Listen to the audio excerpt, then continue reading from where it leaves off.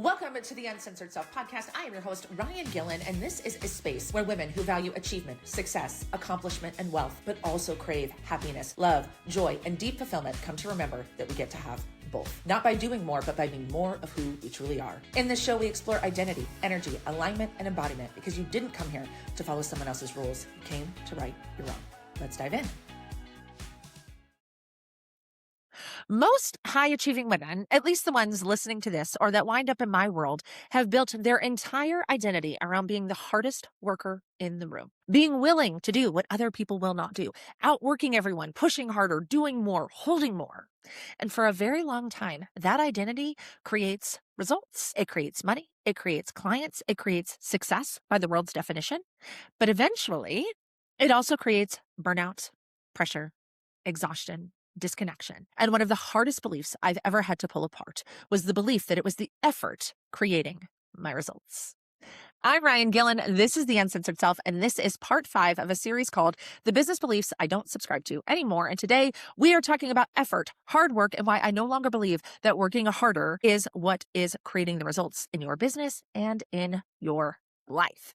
So let me tell you where this goes for me. And like I say, I feel like every single one of these episodes, I'm like, oh my God, this is the hardest one. This is the one I did the most work on. And then I'm like, fuck this one too. And I very much felt that way about sales and marketing, right? But this one was a really big one for me because I grew up an athlete. I was a Division I volleyball player. So I started playing actually competitive basketball, maybe in the 3rd grade. Started playing volleyball when I was 12, got into competitive volleyball around that same time, went to a small D1 school in Poughkeepsie, New York. It was my ticket out of my small town in Kansas. And when it comes to athletics and sports, right, it's a very much a more effort, right? Hard work creates success. The person who's willing to put in more reps, right? The person willing to do the most wins. And so my belief and my experience of my life was that more effort, if I was willing to train harder and train more and do more, that I would get better results, right? I would be the top, right? Because when it came to sports, that's what we were told, right? There's thousands and thousands of female athletes. And if you want to be in the top 1, right? So I learned and then reinforced more effort equals more results. Right. And so I had this beautiful identity. I was willing to do whatever it took. I would do all sorts of fucked up things that I hated doing because it would get me the result that I wanted. I was the hardest worker in every room. I was trained that nobody will ever outwork me. Right. And that's what I was willing to do. And like I said, that identity does create results in a material way. And that's why this belief gets so deeply reinforced, because the more that you torture yourself, the more that you wind up creating. But why this is actually a big part of this is because when that winds up happening for you, your identity becomes a hard worker, right? Like how often when we talk about people, we're like, oh, I like her. She's a hard worker. Oh, that guy, you should hire that guy. He's a hard worker. Like how often we were told that if you would just be a hard worker, that you would get noticed, right? So then the identity becomes, I'm a hard worker. And what winds up happening in identity work is that when your behavior, if your identity is hard worker, your behavior will always reflect that. So in order to create the results that you want in your life, they will have to be created through effort and proving and overworking and pushing. And not because hard work is required, but it's the identity that believes it is required, which is why when I found the energy game, right? When I found the energy game and I learned about this work, I had such a hard time with this, right? When I learned about this work is everyone was like, well, just allow it to be easier. Just don't do as much. And I literally was like, I don't know how, right? Like my belief was so entrenched that if I wasn't doing anything, the needle wasn't moving. If I wasn't touching the business, the needle wasn't moving. If I wasn't creating content, nobody was buying. If I wasn't reaching out to people, nobody would ever see it. If I wasn't, doing the things, if I wasn't constantly checking up on my clients and over delivering all of the time, right? My whole identity was effort proving overwork, right? And so I believed that that's what was true. But here's where we get this wrong. Here's what is actually happening in this scenario is that you don't fully understand the creation process. For me, I didn't understand the creation process, meaning I didn't fully understand how results were created. Because what I believed, based on my hard worker identity, that the action is what was creating it. And most people believe that, right? We live in a world that has us obsessing over the action part of the process. Most people believe that action is 80% of the process. But what is actually true when you fully understand your role as the creator of your reality and your ability to do, be, and have whatever the fuck you want, you actually learn that action is the last step and the least impactful one. So it is the last step of the process and the one that is the least important, but it gets 80% of our attention. And so you're like, well, no fucking wonder we're all burnt out and overworked and exhausted and unfulfilled because we misunderstand what is actually causing the results in our lives. We misunderstand the role that we play in the process of creation. So the creation process, right, in the energy game is that it's your identity that creates results, right? Your identity, your thoughts, your feelings, and actions. Those things together create your frequency. What I call with my clients, we call it your Wi-Fi signal, right? And your frequency, what you put out, you get back. So if you have the identity of a hard worker, then you think that it has to be hard. And so then when you decide, hey, I want this to be easy, I would like my life to be easier. I would like my business to be easier. I would like to just chill and have a little bit more fun and a little bit more time to spend with my family. And I'd like to not have to work as hard. It is wildly difficult for your brain. Your brain thinks that's completely unsafe, right? I say this all the time with my clients. Your brain's job is to keep you safe. And so when you go to slow down, that's why you can't relax, right? Because you have this hard worker identity. And if you're not working, how are we going to produce results? And we obsess over the action and the right strategy, right? I mean, we went over that in episode 1 as far as emotional capacity, but we're always asking ourselves, am I doing it right? Am I doing it good enough? Did I put in enough reps? Did I earn it, right? And almost nobody pays attention to identity or energy or beliefs. So the least impactful last step of the process is getting all of your energy. That's why your life is so wildly out of balance. And I don't really like the word balance. My clients know this too, is that I don't ever actually talk about balance. I don't think that balance is a thing, because to me, and I actually shared an email with my email list about this, right? To me, balance does require some level of tension, right? If you think of what it's like to be on a balance beam, and I'm by no means a gymnast, right? I told y'all I was a volleyball player. If you don't know, I'm 5'10". And I'm not a small person. So I'm picturing on a balance beam. For me, a balance beam, in order for me to balance on that beam, requires a lot of effort and a lot of thought, right? There's still some tension in being able to balance. For me, I think of it more like harmony, right? Working together. I always use the example of musicians, right? When two musicians are jamming out together, there's a lot of harmony and one picks up the other. So like I said, we are out of harmony, out of balance with the way that we are creating the results. And again, you have this hard worker identity. When you stop trying to work hard, it feels unsafe and your brain freaks out and you self-sabotage and you do wild shit. Right? So what's again really challenging about this particular belief is that effort does create money, clients, opportunities, and material results. It does create those things. So if that's all that you want is money, clients, opportunities, and results, and you don't care how it feels, then action absolutely, hands down, right? But what over-efforting and being the hardest worker in the room also creates is burnout. Because if you are over-efforting in something that's not giving you any kind of reciprocal energy, you are running on E, right? You are running on E. My mentor recently, I was listening to her podcast. If you don't listen to Soul Charge with Stacey B, you should. But she talked about it's like driving a luxury car with no fuel in the tank, right? If you're just working and working and working and working and working, but you're not replenishing in any way, you've got no fuel in the tank. And again, not a mechanic, but I can't imagine that that's good for the luxury car. The luxury car can't fully perform, even though it's capable of doing so, even though it's fully outfitted to do so, it can't because it's running on fuel. Like that has no fuel, right? Overworking also creates unhealthy relationships, right? Pressure, exhaustion, lack of space, and a fuck ton of nervous system dysregulation, right? This is why most women feel like they cannot relax. I tell people to regulate their nervous system when we talk about breath work and meditation and walking with no headphones. And they're like, wait, what? I can't do that. And it's like, yeah, that's because your brain thinks that everything is on fire all of the time. And it has dysregulated as your baseline. It's your safe space. So what's really important here, and this was my personal experience, but it's also the experience of the majority of my clients, right? So when I started this iteration of the business, the Uncensored Self, in December of 2024, I actually made a decision that I was no longer willing to be the hard worker. I was no longer willing to do whatever it takes. I was no longer willing to force myself through things that I hated. And I was definitely no longer willing to abandon myself, meaning dishonor myself, be out of integrity with myself to create material results. I wasn't willing to do that anymore. Right. And so I had to craft an entire new identity. And I call her the high value woman these days. I called her the happy woman for a little while. And then I realized that the happy woman, little, loosey-goosey.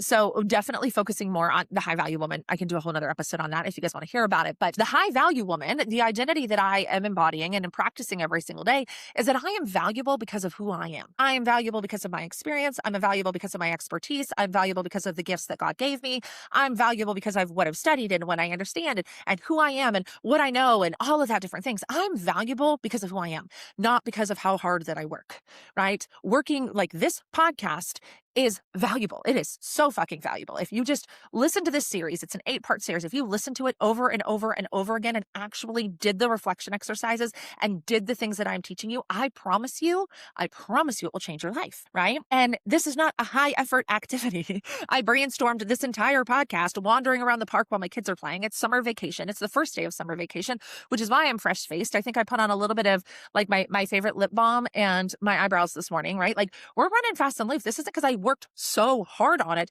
It's valuable because I have learned this and understood it and distilled it and experienced it and put it against the lens that I have to create this. I'm valuable because of who I am, not because I worked really hard to know this information, right? Or to share this information. Again, I'm standing in my basement barefoot on summer vacation with my kids recording this, right? But that still makes me wildly valuable. And it still means that I'm excellent at what I do. And it still means it's 100% worth investing in my products and programs, not because I work so hard, but because there is value in the transformation that I provide, right? So for me, I focus on thoughts and ideas that like my thoughts are valuable. My ideas are valuable. My work is valuable. My content is valuable. My presence is valuable. I make my clients feel like they can do fucking anything. That is valuable. Very few people have people in their life that believe wholeheartedly in their potential. I hold that space for my clients. That is super valuable. Requires no hard work, right? I had to stop seeing effort and hard work as the thing that made me valuable and instead needed to be valuable for just who the fuck I am. Right. And I tell this story and it's so funny. I don't even know this woman, but you guys know I work with a lot of realtors and I actually happen to work with a lot of realtors out of Texas because my friend and my client, Courtney Benson, the one who dubbed me the business therapist, has just been so generous and talks about me and our work together so often. And she happens to be a realtor in Dallas. So I attract a lot of realtors in Texas. But there's this, I've heard about her from literally 3 different clients. There's this woman who has this wildly successful real estate business. But what she does is she golfs. Like she golfs like 3 or 4 days a week. And I've had clients literally wind up be like, I just wish I could just golf 3 or 4 days a week. And but why not, right? Because the way that I see it, the reason I assume that this woman is successful in her real estate career, despite only golfing, is that she spends most of her time in aligned energy, right? In a relaxed energy, expansive energy. And so when we're in that energy, we are so magnetic, right? I tell my clients all the time, like, we are no longer allowed to say like that opportunity came out of nowhere, or that referral came out of nowhere, or that deal came out of nowhere. No, it didn't. It didn't. It came out of your energy. It came out of your thoughts, right? It came out of who you believe yourself to be, and then your thoughts, feelings, and actions that you took from that place. It's never out of nowhere. Just because you didn't have to go cold call 100 people for that person to do business with you, or you didn't have to go, build that, that wall over there, doesn't mean it didn't come from you. So when we are in our most aligned energy, this is why I talk so much with my clients about doubling your revenue without doubling your effort, right? It's this concept right here. It's why we can make more money without working more, because work isn't actually what's creating. But my guess is, again, this woman is very relaxed. She's super magnetic. And so when she does take action, right, my guess is because her energy is so clean is that it's powerful, right? Her action is powerful. It's clean. It's effective. It's high return, right? Because when you take good care of your energy, when you see yourself as the asset, when you do things, when you do actually take action, they have this massive impact, right? It's no longer, again, 100 cold calls to get an opportunity. They're knocking on your door to work with you, right? That's that energy. It's not that you're just lucky or well-known or well-networked, right? The energy is creating results, not the effort. Because remember, the effort, the hard work, the action, it is the last and least impactful part of the process. And I just love to tell that story about that woman because I think it's just such a beautiful representation of it, right? My mentor, Stacey B, who I mentioned with the Soul Charge podcast, one of the things that she used to have me think about all the time was that I get more done in 3 hours than most people do in 30 days. Like, I think so clearly, I make decisions so quickly, my skills are sharp, I'm efficient, I'm clear, I know what's important, I know what I need to be doing every single day, I'm well supported in everything that I do. So when I sit down to focus on something, again, the results are bananas, right? The results are bananas because my energy is so clean when I do them, and I can make decisions and I can move through things, right? And I promise you, business becomes easier when you stop worshiping effort, because as long as you think it's the effort and the hard work that is creating, the harder it will be for you to hear and understand and believe the concept that I'm teaching you right now. Because the idea that I can do less than I'm doing now, that I don't have to torture myself, is very likely triggering the fuck out of you right now. Because look at your life. You are spinning all of the plates, working as hard as you possibly can. You haven't actually thought about taking care of yourself and who knows how long. And I'm over here telling you that you can hang out, you can golf and hang out in your basement and make money. I understand why that triggers you, but it triggers you because you know. There's a part of you that knows that there's a law of diminishing returns. At some point in time, you are not getting an ROI on the action that you are taking. But I think a lot of women struggle to let this go because if I stop pushing, what will drive me? Right? So many of us, like if I stop pushing, if I stop setting big goals, if I stop going after things, what will drive me? And the problem with that is that pressure is currently the fuel source. You're using pressure to drive you. But remember, going back to episode 1, what you build it in, you have to maintain it in. So if pressure is the fuel source, in order to maintain the results that you have to continue to feed it the same fuel source. So that's a lot of what's happening here, right? If as long as pressure is fueling you, that's fine, but you're going to have to continue to apply pressure to create. If you use passion and interest and desire and excitement and faith and belief and love and joy as your fuel source, you will then be able to maintain it in that. Again, that's why you're able to earn more without doing as much, because the fuel source is cleaner. Going back to the luxury car example, right? That's why they recommend you put premium fuel in luxury cars. The better the quality of the fuel, the better the quality of the fuel source, the better the car will perform. You are the car in this scenario, right? Another fear that I hear a lot from women is like that I'm lazy. Like I'm able-bodied, I'm capable. Why shouldn't I? Why wouldn't I? Why am I the special one that doesn't have to bust my ass for everything, right? And I get that one so much because it took me a very long time, right? To even say out loud on the show, to share openly with you guys that like, I want to run a $10 million business and it's going to be totally a lifestyle business. I say it's a lifestyle business, like making corporate money, right? I will not work myself to death. I will not do things I do not want to do. And I promise you, it threatened my entire identity because you lazy motherfucker, you just want to get paid for doing nothing? Yeah, I do. I do. And so do you. And I don't mean doing nothing as that I do nothing. I want to get paid for the things that make me valuable. And like I said, the amount of hard work I put in has nothing to do with my value. It took me a long time to be okay with admitting that out loud because nobody I knew was admitting it out loud. Nobody I knew was talking about this. Nobody I knew even believed that this was possible. So to me, even to admit it to myself felt really scary. And it did. It threatened my entire identity. And here's why this feels so uncomfortable, even like at a cellular level. Because most women, as I talked about before, we're operating from dysregulation.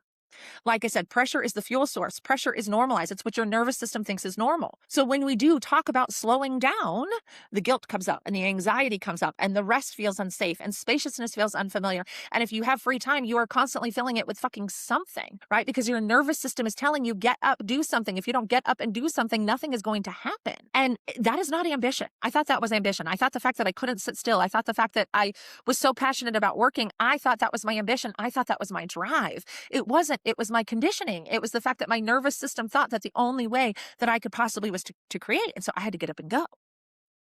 I had to get up and go. So what all of you are thinking right now, I know, and I know that you are thinking this because, again, remember, I used to be you. Action is not, it's not that you don't take any action. It's that action is, you just see my relationship with it is so different because I do take action. I take a lot of action. I do a lot of things. I create a fuck ton of content. I create great programs for my clients, right? Like I literally, like I have my 2 core programs, right? I have private coaching clients. I'm creating content for my alumni network every week. Like I love to create, right? I'm constantly creating these series for you guys and thinking about how to share new ideas with you and talk about the things that I'm doing and talk about my programs. Like I take a lot of action. I put effort into this business, but the action is coming from alignment and desire and enjoyment and expression. I've said this a million times on the show. This is my art. This is the way that I create. So am I taking action? Am I doing something to get clients? From the outside looking in, it may very well look that way, right? But the truth of the matter is I share this from my heart. This is my self-expression. I love doing this, right? I desire to help fuck tons of people. I desire to bring as many women as possible into this lifestyle, into this belief system, into this idea that you can literally make as much money as you want to with doing exactly what you want to do. You can still make the impact you want to make and make the money you want to make and actually enjoy your fucking life because that is your birthright. That is how you were designed, right? I don't take action from proving or pressure or obligation or earning, right? If I do it right, maybe you'll pick me. Fuck off, right? So the question I want you to really ask yourself if you're thinking about this is, if there were no pressure, no optics, no expectations, what would I actually want to do? And I'm telling you, for so many of my clients, this winds up becoming a tough question because they're like, well, I don't know, I could do this and I could do this and I could do this. And I was like, no, I didn't say could. No, could. What do you want to do? You can do anything. You are a wildly capable human. You are smart. You are incredible in every single possible way. You can do anything. What do you want to do? And we spend a lot of time unraveling this in my programs, and it seems like such a simple question, and it brings people a lot of angst, right? So I'm not saying sit in bed and do nothing. Right? That's not what I'm proposing here. I don't think any of you would truly be happy doing that. I think some of you feel like you could be, right? You were like, I just want to fall in bed to a fucking week and I don't want anybody to need anything from me. But that's not actually the work. That's the dysregulation. That's your nervous system. That's your programming. That's your identity that is exhausted, right? It is not actually because of the work that you're doing. It's the mental gymnastics, right? It's the mental gymnastics, the constantly overthinking, the I'm overwhelmed, I'm overworked, this is so much, I don't know how I'm going to do it. Why can't anybody else get their shit together? And that thought loop that runs all of the time is what makes you want to fall in that bed. If you weren't so dysregulated, if you didn't have those thought loops, if you had the skills of processing your emotion and directing your thoughts, you wouldn't want to fall in bed for a week. You might want to fall in bed for a couple of days, but then you would feel inspired to get up and do something, right? So I'm not saying do nothing. I'm saying do what you want to do what you enjoy, do what actually creates energy for you. Like I am amped after I create these podcasts. Like, and actually I've started now that I actually started recording the podcast, like right before coaching calls, because I like get really excited. Like I have a private client after this and my energy is at a 10 out of 10. Like I am so passionate about this and so pumped out about this. And so I bring this energy into my call with my clients, right? So the effort that I'm putting in right now is creating energy for me. It's helping me serve at a higher level. And I don't go into client coaching calls exhausted, right? But we tend to override our desires and the things that we enjoy because we think that hard work is required or suffering makes things more valuable, or it's actually the pressure that creates the success or the results. But my truth, the truth that I teach my clients is that the energy you bring to the work matters more than the amount of work or the effort required. The energy you bring to the work, the identity that you bring to the work, the belief systems that you bring to the work, the value you bring to the work, right? So I still work, I still create, I still take action. But again, it's all aligned. It feels natural and it creates a very high return, right? Like I said, I literally brainstormed this entire podcast idea when my kids were playing, right? This is my life. This is my business. I used to think like I had to sit here in this room and figure these things out, right? I used to think that I had to be completely polished to record and share in this way, right? I used to think, oh, well, I didn't want to put video with my podcast for a very long time because I didn't want to have to be camera ready all the time. And then I decided, fuck that. Who decides what camera ready is? Oh, that's right. I do, right? But I create in a way that's aligned. So that's why my content is so good. That's why my clients get such great results. That's why my business grows, because of the energy that I bring to the work. So the old belief is that more effort creates more results. But the new belief is that aligned action creates exponential results. Because your identity, who you believe yourself to be, and the thoughts that you think, and the feelings that you feel, and the action that you take is actually driving. That's why my clients create more with less, because they understand the creation process. All right, guys, I still have 3 more episodes for you in this series. Like, holy bananas. I don't know about you, but I've been re-listening to this series. I don't know if I'm supposed to say that I think that my work is really good, but it is really good. And I think if you did go in and listen to these podcasts and hear these ideas, that it could change your life, right? So moving forward, we're going to talk about control, receiving, trust, surrender, some of the soft skills stuff. But remember, the goal here isn't to do nothing. It's just no longer believing that you have to suffer to have the life that you want. Okay. If this episode resonates with you, if you are a fellow, well, I'm a former hard worker, but if you have that hard worker identity and what I talked about with you here today is like, holy, I want more of that. If you're realizing that maybe the pressure and the exhaustion and the overworking aren't actually what you're creating your success when you think about it, then this is the work that we do inside of business therapies, right? We don't just change strategies. We really do focus on the identity, the beliefs, and the energy driving the business. So if you're ready to explore what it looks like to create results without pressure, without overworking, business therapy is your next step. Thanks so much for tuning in to the Uncensored Self podcast. If this conversation cracked something open for you, trust that that's the work. And share this episode with a woman in your life who's ready to stop performing and start creating. And if you haven't already, hit subscribe, leave a review. It helps this message reach the women who need it most. Remember, you're the creator. The rules are yours. And your uncensored self, she already knows what to do. Keep leading, keep listening, keep becoming.